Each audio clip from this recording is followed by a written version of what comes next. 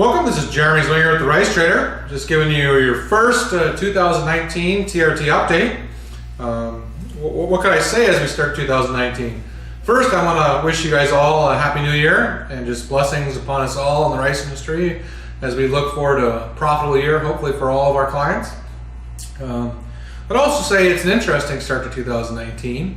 In some ways, it is a market that is struggling with a large amount of supply, but yet it's very slow, as one would expect, till about the 15th of January.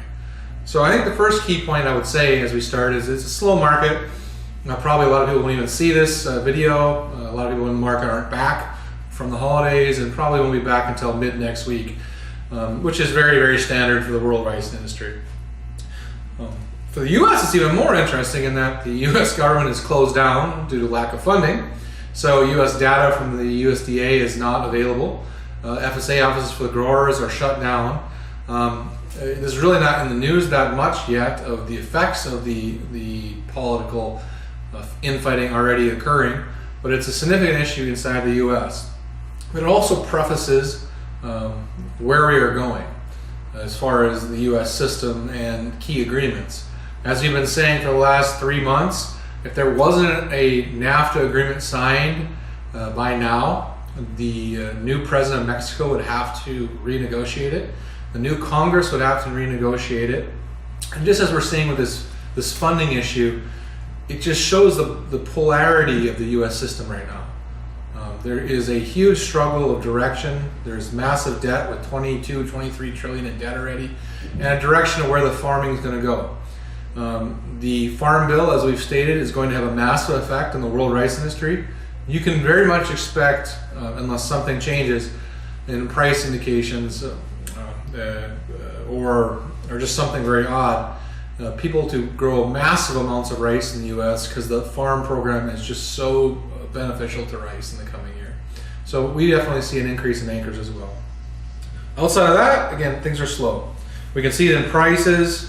As we look throughout what's happening this week, the Thai price is obviously the highest, about 392 for 5%.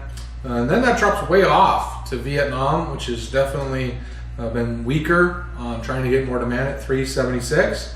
India is actually higher than Viet at 380 for the higher end, and Pakistan kind of rounds up the higher end at 360. So quite a spread between the high and the low of the majors in Asia for exporting. Thailand is obviously showing that they are happy with their demand. We show them breaking 11 million tons just barely in 2018. Of course, India beat them by about 1 million tons, about 12 million tons in 2018.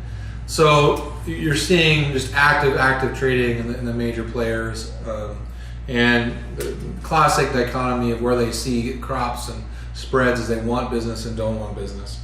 Overall, very, very high supplies, very, very aggressive marketing techniques. China continues to play both sides of the game, both buying and selling of rice.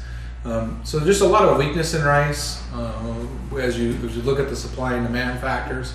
And just not a lot of really large, big buying. It's smaller unit buying.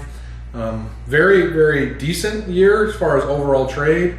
Was about a good 2 million tons down from last year. So definitely lower trade from what we can see at this point, but a good year overall. Outside of that, what else are we seeing? Again, slowness.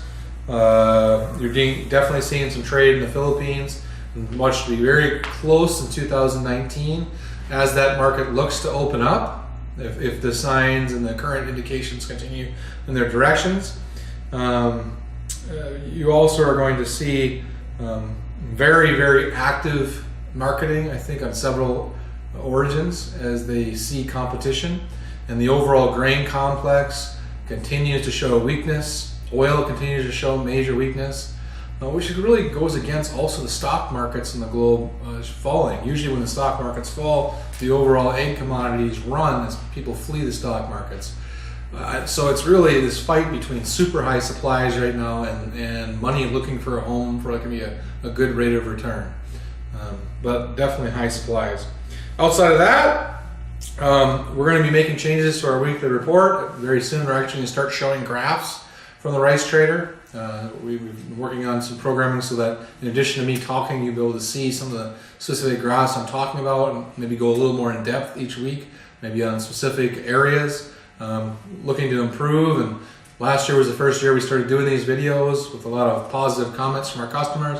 So definitely we'll continue to do them and just try to provide some verbal summaries of the markets that we can do in a short amount of period versus the very lengthy and very data intensive TRT, which goes much more in depth than we could just talking. There is just this week, on the last note, a summary of 2018 that's very good, and I suggest all of you take a look at, both to look back at what happened last year and then looking forward to what we expect to happen in the coming year and where trade will go and where our industry will go. And also, of course, we're doing a more in-depth summary of Pakistan, which we do monthly, and very good to look at what's happening there with all the factors. So with that, it's a slow week. I'm going to be very short and sign off. I wish you a happy 2019 and look forward to talking to you all.